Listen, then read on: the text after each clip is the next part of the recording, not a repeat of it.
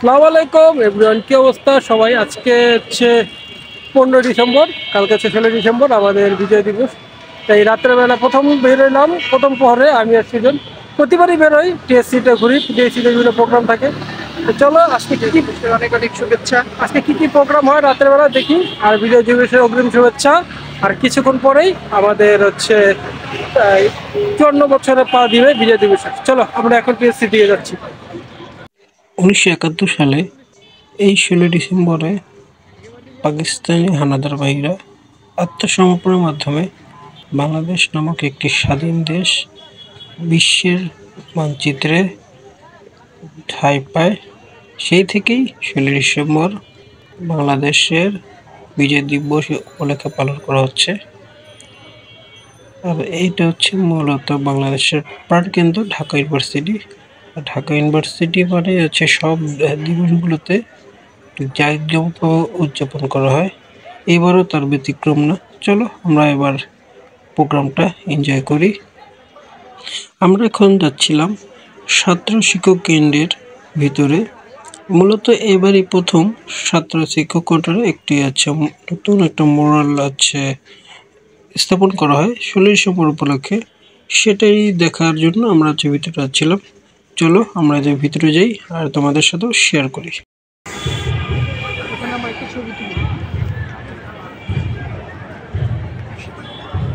শিশির ভেজা ঘাসের উপরে দিয়ে হেঁটে যাচ্ছি আমরা। এইবারে প্রথম করলো এটা আগে ছিল না। খুব সুন্দর লাগছে, সবাই ফটো সেশনে ব্যস্ত।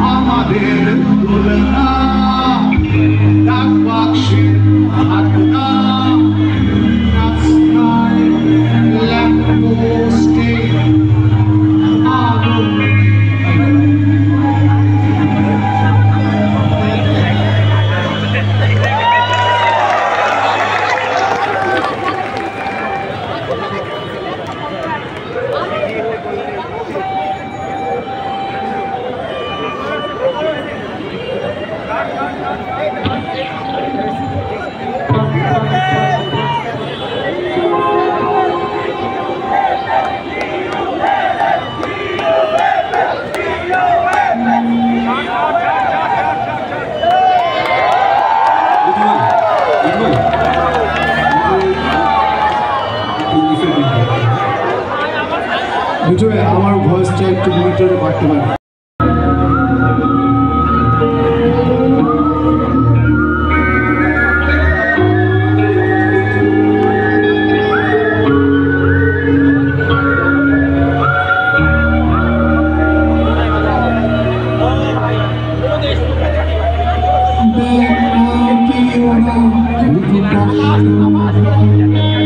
কিছু নষ্ট হয় অস্পষ্ট।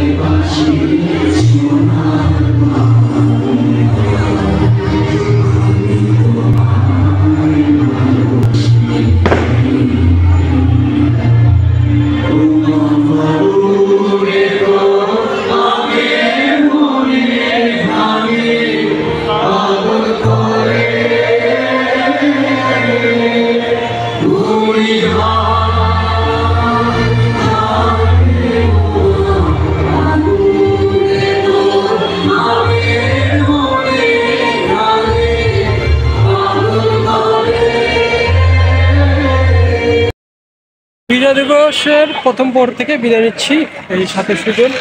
কিন্তু এবার আমরা হতাশ। প্রতিবারে আমরা একটা 5-6 বছর ধরে প্রতি বছরই বিজয়ের প্রথম পরটা হচ্ছে টিএসসিতে এসে পড়ি, কিন্তু এবার পুরোই হতাশ।